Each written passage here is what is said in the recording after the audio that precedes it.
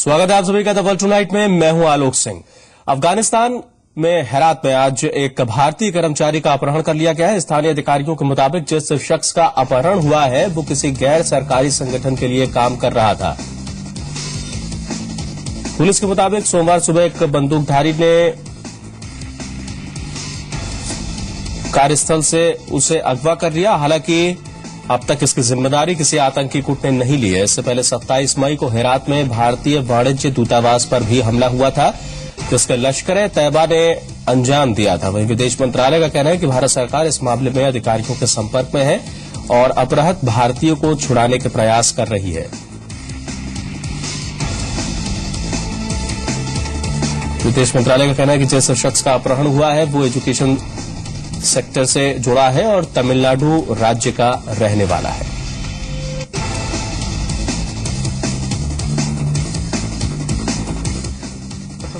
Yes, I can confirm that an Indian national who was working in Herat province was kidnapped earlier today. This is outside the Herat city, but within the province in a place called Zindajan. He was involved in the education sector and we understand that since this happened, our Consul General has been extremely active.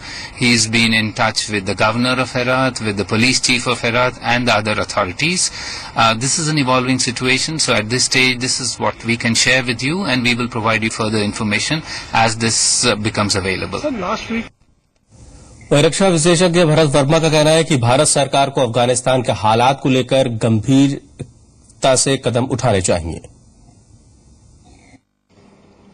Hamid Karzai अपनी तरफ से पूरी कोशिश कर रहे हैं, उनकी Afghan national army पूरी कोशिश कर रही है भारत को सपोर्ट करने के लिए, लेकिन भारत को अपनी खुद की रणनीति बनानी पड़ेगी जिससे वो अपने लोगों को प्रोटेक्शन दे सके।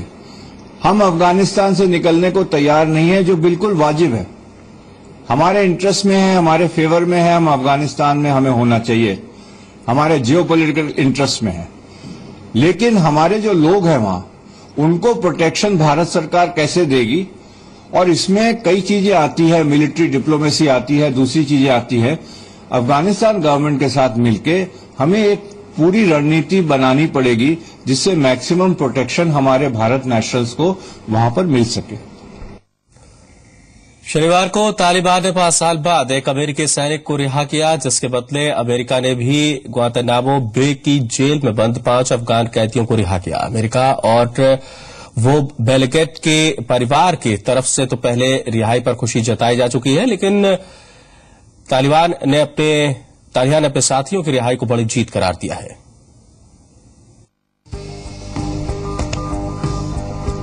यहाँ इस बात की खुशी है कि एक परिवार का बेटा आतंकियों की कैद से 5 साल बाद सकुशल वापस लौटा है। बो बेलग्रेड की रिहाई पर उनका परिवार तो खुश है ही, बल्कि पूरे अमेरिका ने अपने सैनिक की सुरक्षित रिहाई पर राहत की सांस ली है। 30 जून 2009 को अफगानिस्तान में तालिबान आतंकियों ने बोव को बंधक बनाया था, लेकिन 31 मई 2014 को आखिरकार वो दिन आ ही गया जब वो आतंकियों की कैद से रिहा हुए। लेकिन जो तालिबान अपनी नापाक हरकतों के लिए बदनाम है, उसने बोव की रिहाई आसानी से कर दी हो ऐसा नहीं है, बल्कि इसके बदले अमेरिका ने भी 5 अफगान कैदियों को रिहा किया है। 5 कैदी ग्वांतानामो बे की जेल में बंद थे। ये कैदी हैं मोहम्मद फजल, मुल्ला नूरुल्लाह नूरी, मोहम्मद नबी, खीरुल्लाह सैयद, अब्दुल हक वासी। जी हाँ, यही वो 5 कैदी हैं जिन्हें 2001 में अफगानिस्तान में अमेरिकी सैन्य अभियान के तहत हिरासत में लिया गया था, और अब इनकी रिहाई को तालिबान अपनी जीत बता रहा है। अफगान तालिबान के नेता मुल्ला उमर ने कैदियों को छोड़े जाने को बड़ी जीत बताया है। खबरों के मुताबिक 13 साल में मुल्ला उमर ने पहली बार कोई सार्वजनिक बयान दिया है। मुल्ला उमर ने 11 सितंबर 2001 को अमेरिका पर हुए हमले के बाद जब से अफगानिस्तान छोड़ा है, तब से न तो उसने कोई सार्वजनिक बयान दिया था और न ही उसे सार्वजनिक तौर पर कहीं देखा गया। तो एक तरफ जहां तालिबान अपने साथियों की रिहाई से खुश है, तो वहीं अफगानिस्तान सरकार ने कैदियों की इस अदला बदली की निंदा की है और इसे अंतर्राष्ट्रीय कानून का उल्लंघन बताया है। अफगान सरकार के मुताबिक उसे इस तरह की डील के बारे में कोई जानकारी नहीं थी। दूसरी तरफ अमेरिका में व्हाइट हाउस ने जहां कैदियों की इस अदला बदली का बचाव किया है, तो वहीं अमेरिका में विपक्षी रिपब्लिकन पार्टी ने इसे आतंकवाद के मुद्दे पर नरमी दिखाने वाला कदम बताया है। ब्यूरो रिपोर्ट, जी मीडिया। अफगान में राष्ट्रपति चुनाव के लिए 14 जून को निर्णायक दौर की वोटिंग होगी। इस बार पहले दौर के 2 टॉप उम्मीदवारों अशरफ घानी और अब्दुल्ला के बीच मुकाबला होगा। लेकिन चुनाव से पहले तालिबान ने फिर हमले की धमकी दी है और लोगों को चुनाव से दूर रहने के लिए कहा है। तालिबान के आतंक की मार झेल रहे अफगानिस्तान में अब राष्ट्रपति चुनाव के लिए दूसरे और निर्णायक दौर की वोटिंग होनी है। 14 जून को अफगानिस्तान की जनता एक बार फिर अपने मताधिकार का इस्तेमाल करेगी और तभी तय होगा कि मौजूदा राष्ट्रपति हामिद करजई का उत्तराधिकारी कौन होगा। इस बार मुकाबला पहले दौर के 2 टॉप उम्मीदवारों अब्दुल्ला और अशरफ घानी के बीच है। ये दोनों उम्मीदवार 5 अप्रैल को पहले चरण की वोटिंग में 50% ज्यादा वोट हासिल करने में नाकाम रहे थे। पहले दौर में कुल 8 उम्मीदवार मैदान में थे, जिनमें अब्दुल्ला को 45% और अशरफ घानी को 31.6% वोट हासिल हुए थे। लेकिन कोई भी उम्मीदवार 50% के जादुई आंकड़े को नहीं छुपाया।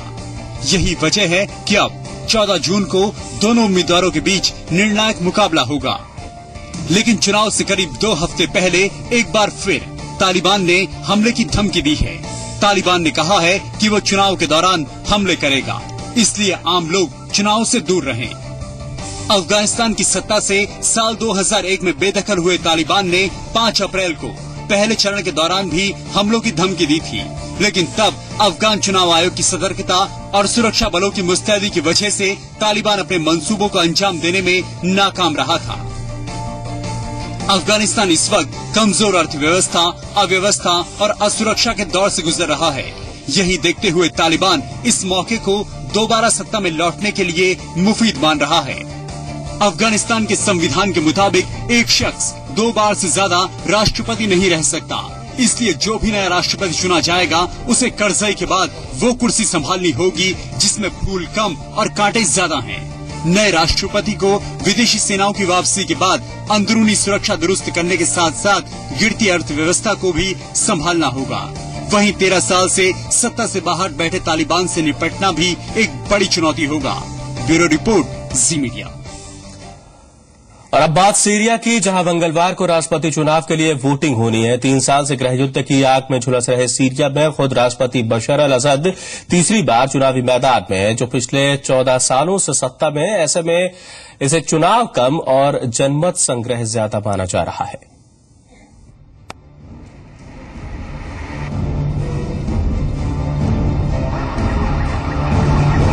ये तस्वीरें सीरिया की हैं, जहां पिछले 3 सालों में भयानक तबाही मची, सैकड़ों लोग मारे गए और हजारों बेघर हो गए।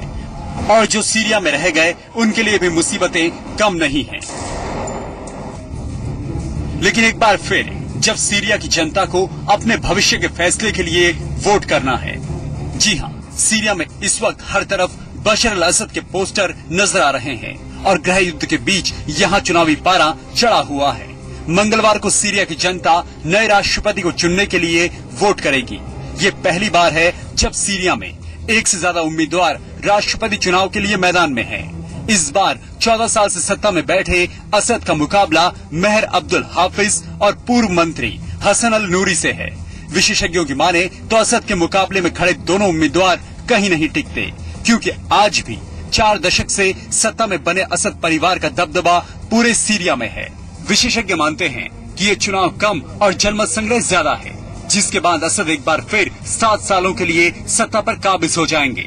सीरिया के संविधान के मुताबिक कोई भी शख्स 2 बार से ज्यादा राष्ट्रपति नहीं रह सकता, लेकिन असद ने संविधान में बदलाव करके खुद के लिए रास्ता बना लिया है। सीरिया 3 सालों से गृह युद्ध की आग में सुलग रहा है, पर असद अपनी जिद पर अड़े हैं और अब हालात ये हैं कि सीरिया तबाह हो चुका है।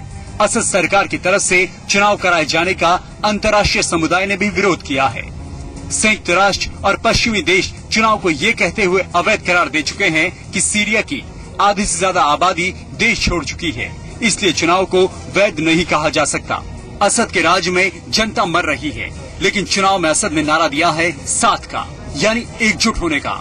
पर जिस देश में न शांति हो, न सुरक्षा हो, न खाने पीने का सामान हो और न ही स्वास्थ्य सुविधाएं हों।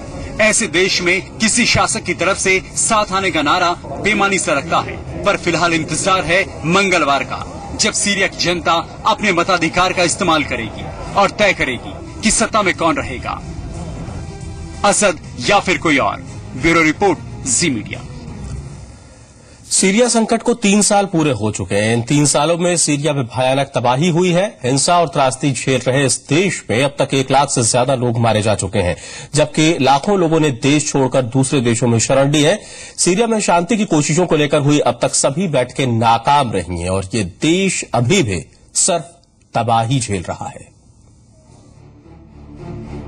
सीरिया में 15 मार्च 2011 से शुरू हुए खूनी संघर्ष को 3 साल पूरे हो चुके हैं। अरब क्रांति की आग के साथ बदलाव की चिंगारी सीरिया में भी फूटी थी। ट्यूनीशिया, यमन और लीबिया में क्रांति ने चेहरा बदला, लेकिन सीरिया अभी भी सुलग रहा है। मार्च 2011 में सीरिया के डेरा शहर में एक स्कूल की दीवार पर क्रांतिकारी नारे लिखने के कारण कुछ युवकों को पहले गिरफ्तार किया गया और फिर सजा दी गई, जिसके विरोध में प्रदर्शन की शुरुआत हुई। प्रदर्शन को दबाने के लिए सुरक्षा बलों ने प्रदर्शनकारियों पर गोलियां चलाई, जिसमें कई लोग मारे गए और फिर राष्ट्रपति बशर अल असद के इस्तीफे की मांग को लेकर पूरे देश में विरोध प्रदर्शन फूट पड़ा। 2011 की जुलाई आते आते हजारों लोग देश के कई शहरों और कस्बों में सड़क पर उतर आए। विद्रोही गुटों ने शहरों, कस्बों और गांवों पर कब्जे के लिए सरकारी सुरक्षा बलों से मुकाबला करना शुरू कर दिया और इसके साथ ही गृह युद्ध की शुरुआत हो गई। बीते 3 सालों में रासायनिक हमले भी हुए तो सीरिया को शांत करने की अंतर्राष्ट्रीय कोशिशें भी, लेकिन संयुक्त राष्ट्र का दखल भी सीरिया को शांत नहीं कर पाया। अगस्त 2013 में सीरिया में हुए सबसे बड़े रासायनिक हमले में 1429 लोग मारे गए। विपक्ष और अंतर्राष्ट्रीय जगत ने इसके लिए सरकारी फौजों को जिम्मेदार ठहराया, जबकि असद ने विद्रोहियों को इसका जिम्मेदार बताया। कुछ दिन बाद राष्ट्रपति असद अमेरिका और रूस के साथ इस बात पर सहमत हो गए कि जून 2014 तक सारे रासायनिक हथियारों को सीरिया नष्ट कर देगा और अभी रासायनिक हथियारों को नष्ट करने का काम जारी है। वहीं असद की सत्ता के खिलाफ विरोध में अब तक 1 लाख से ज्यादा सीरियाई नागरिक अपनी जान गंवा चुके हैं, जबकि खूनी संघर्ष ने करीब 90 लाख लोगों को अपना घर छोड़कर पड़ोसी देशों में पनाह लेने को मजबूर कर दिया है। हालात इतने खराब हो चुके हैं कि एक अनुमान के मुताबिक देश की करीब 3/4 आबादी के सामने खाने पीने के सामान और दवाओं का भारी संकट खड़ा हो गया है, जिसके लिए संयुक्त राष्ट्र ने अंतर्राष्ट्रीय जगत से मदद की अपील की है। और अब जबकि सीरिया में राष्ट्रपति चुनाव होने वाले हैं, तो संयुक्त राष्ट्र आशंका जताई है कि चुनाव का यह फैसला सीरिया के संघर्ष को और तेज कर सकता है।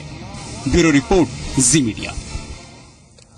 असद का परिवार पिछले 4 दशकों से सीरिया पर राज कर रहा है, जबकि खुद असद पिछले 14 सालों से बने हुए हैं।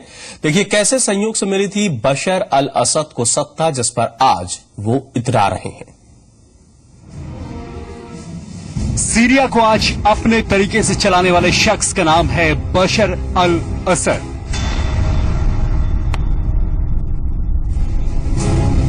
असद सोच समझकर राजनीति में नहीं आए, बल्कि ये महज एक संयोग था। असद का परिवार सीरिया में पिछले 4 दशकों से सत्ता में है, लेकिन बशर अल असद खुद सत्ता में आए साल 2000 में, अपने पिता हाफिज अल असद की मौत के बाद। 11 सितंबर 1965 को पैदा हुए असद अपने पिता की दूसरी संतान है, लेकिन इसे संयोग ही कहेंगे कि दमिश्क यूनिवर्सिटी से नेत्र विज्ञान में डिग्री हासिल करने वाला छात्र नेता बन गया। असद नेत्र विज्ञान के क्षेत्र में ही अपना करियर बनाना चाहते थे, जिसके लिए वो लंदन भी गए, लेकिन 1994 में असद के बड़े भाई बासिल अल असद की सड़क दुर्घटना में मौत हो गई।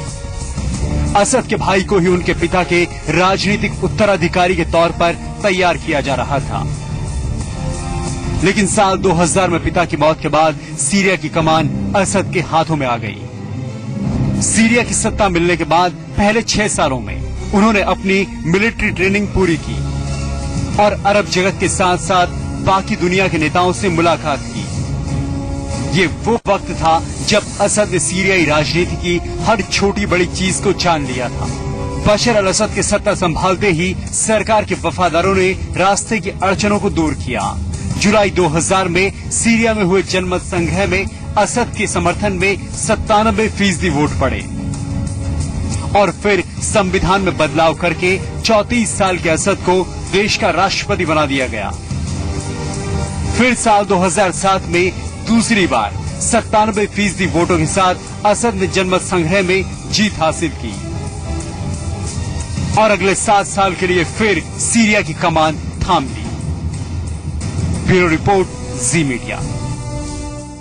कालेधन के कुबेरों पर अब जल्द ही शिकंजा कसने वाला है। कालेधन को वापस लाने के लिए गठित एसआईटी की आज पहली बैठक हुई। इस एसआईटी के chief justice retired MB Shah हैं, जिनकी अध्यक्षता में ये बैठक हुई। बैठक में एसआईटी के वाइस चेयरमैन न्यायमूर्ति अरिजीत प्रसाद सहित 11 उच्च स्तरीय एजेंसियों व विभागों के शीर्ष अधिकारी शामिल हुए। इसमें कालेधन से निपटने की नीति, मौजूदा जांच की स्थिति और सभी विभागों के पास इस बारे में उपलब्ध ब्यौरे पर विचार विमर्श किया गया। सरकार ने 27 मई को एसआईटी का गठन किया था।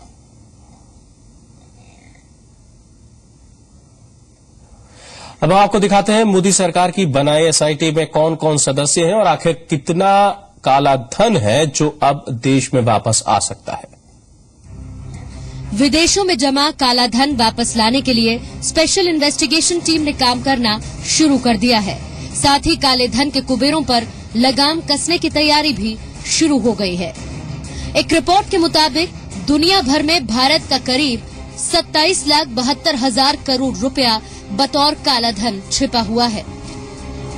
जरा सोचिए, बिजली, पानी, अस्पताल और दूसरी बुनियादी दिक्कतों से जूझ रहे देश का ये पैसा वापस मिल जाए तो क्या कुछ हो सकता है। आंकड़े बताते हैं कि विदेशी में ब्लैक मनी जमा करने के मामले में भारत नंबर 5 पर है, जिस सूची में भारत से सिर्फ चीन, रूस, मेक्सिको और मलेशिया ही आगे हैं। एक अनुमान के मुताबिक 27,72,000 करोड़ रुपए में 1.5 साल के लिए पूरे देश का खर्च चल सकता है। 34 साल तक देश की शिक्षा का खर्च निकल सकता है। 24 साल तक देश के लोगों को खाना मिल सकता है। 80,000 अस्पताल खोले जा सकते हैं। 1 लाख से ज्यादा स्कूल खोले जा सकते हैं और 7,920 मेडिकल कॉलेज खोले जा सकते हैं। इस पैसे को भारत वापस लाने के लिए कुछ चुनिंदा लोगों को जिम्मेदारी दी गई है। इनमें न्यायाधीश रह चुके एमबी शाह, एसआईटी के चेयरमैन न्यायमूर्ति अरिजीत प्रसाद, एसआईटी के वाइस चेयरमैन, रिजर्व बैंक के डिप्टी गवर्नर, राजस्व विभाग के सचिव, खुफिया ब्यूरो के निदेशक, प्रवर्तन निदेशालय के निदेशक, सीबीआई के निदेशक, सीबीडीटी के चेयरमैन, नारकोटिक्स कंट्रोल ब्यूरो के निदेशक, खुफिया निदेशालय के महानिदेशक, वित्तीय खुफिया इकाई के निदेशक, रिसर्च एंड एनालिसिस विंग के सचिव। इसके अलावा एसआईटी में वित्त मंत्रालय में संयुक्त सचिव, विदेशी कर और कर अनुसंधान शामिल है। सरकार ने 27 मई को एसआईटी गठित किया था, जबकि काले धन पर पिछली सरकार की हीला हवाली को देखते हुए इसी साल 23 मई को सुप्रीम कोर्ट ने एसआईटी बनाने के लिए केंद्र सरकार को 1 हफ्ते की डेडलाइन दी थी, जिसके बाद 26 मई को शपथ ग्रहण के दूसरे ही दिन मोदी सरकार एसआईटी के गठन का ऐतिहासिक फैसला ले चुकी थी। अब जब अपने चुनावी एजेंडे पर अमल करते हुए ब्लैक मनी वापसी पर नई सरकार ने रुख साफ कर दिया है। जाहिर है, ऐसे में जबकि एसआईटी ने काम करना शुरू कर दिया है तो उम्मीद की जानी चाहिए कि आने वाले वक्त में काले धन पर शिकंजा कस लिया जाएगा। ब्यूरो रिपोर्ट, जी मीडिया। थाईलैंड की सेना ने बैंकॉक मेट्रोपॉलिटन एडमिनिस्ट्रेशन के अधिकारियों की मदद से विक्ट्री मॉन्यूमेंट के गिर्द सफाई का काम शुरू कर दिया है। विक्ट्री मॉन्यूमेंट वही जगह है जहां प्रदर्शनकारी देश में मार्शल लॉ लागू होने के बाद अपना विरोध दर्ज कराते थे। गुस्साए लोगों से निपटने के लिए सेना ने रविवार को बड़ी संख्या में सैनिकों और पुलिस के जवानों को सेंट्रल बैंकॉक भेजा था। आपको बता दें, थाईलैंड में 6 महीने से जारी प्रदर्शनों के बाद आखिरकार सेना ने 22 मई को कार्यवाहक सरकार का तख्ता पलट कर दिया था। लीबिया के जाविया शहर में विद्रोहियों ने करीब 200 प्रवासी लोगों को हिरासत में ले लिया। लीबियाई अधिकारियों के मुताबिक ये लोग गैर कानूनी तरीके से यूरोप को पार करने की फिराक में थे। अधिकारियों के मुताबिक पकड़े गए प्रवासियों में 160 पुरुष और 60 महिलाएं हैं, जिनका ताल्लुक इथियोपिया और इरिट्रिया से है।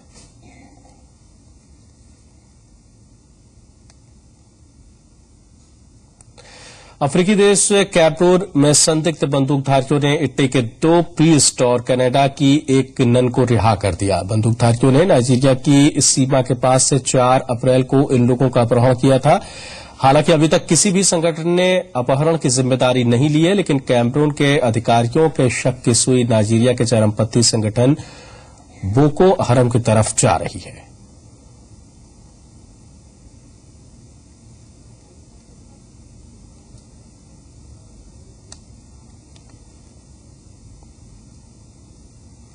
द वर्ल्ड टुनाइट में इतना ही। नमस्कार।